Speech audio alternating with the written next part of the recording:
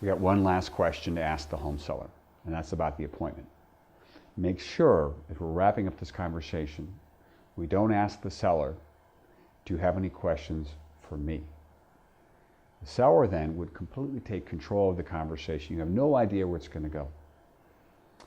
And if they say to you on the phone, can I ask you this before you come over, Brian, what's your fee? Well, that's project-based, Mr. Seller. And let me ask you this, is it really fair that there's a one-size-fits-all brokerage fee? And now you may be comfortable saying it a different way, but I did not want to be eliminated based on the fee prior to demonstrating my value. Because some sellers will say, well, if that's your fee, they won't tell you no on the phone, but they're going to maybe shop around because you said your number. Why would we ever say our price without demonstrating our value? A lot of agents, especially newbies, the seller says, what's your fee? The seller goes, well, I'm going to look around. They don't tell you that, they just end up doing it. They might interview you and go with the lowest bidder. So it's really dangerous to say what our fee is without first demonstrating our value. So we don't want to ask the question, is there any questions you have for me as we wrap this up? We're simply going to get the appointment and get off the phone. If they ask you, well, Brian, you've already done some analysis on the property, we won't hold you to it. Yeah, right. We won't hold you to it, but what do you think our value is? You know, Mr. Johnson, whoever you're talking, Mr. Johnson, I have a question for you.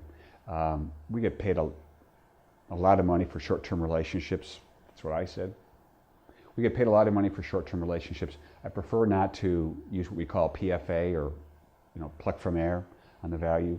My job is to determine the value and then defend it during the contract negotiations. So if I can set that aside yet, I don't have enough information to determine that value just yet. Anyways, can I set it aside?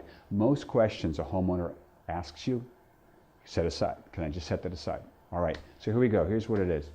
I had mentioned to you that seller that part of my job is to determine the value and defend it. So the next step would be to meet with you to share some of my findings and share how I will get it done. Can we schedule a time for blank date or blank? Give the seller alternative choices, not just say Thursday at 10. Thursday at 10, or would 3 p.m. be better? Thursday at 10 or Friday at 2. Let's give alternative choices and confirm if there's two parties there, they will both be present.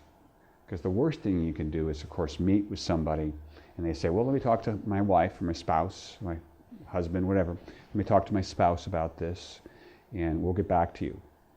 No, this is ideally a closing situation. Now, I'm going to get into this in other videos about when do you convert a one-step interview to a two-step.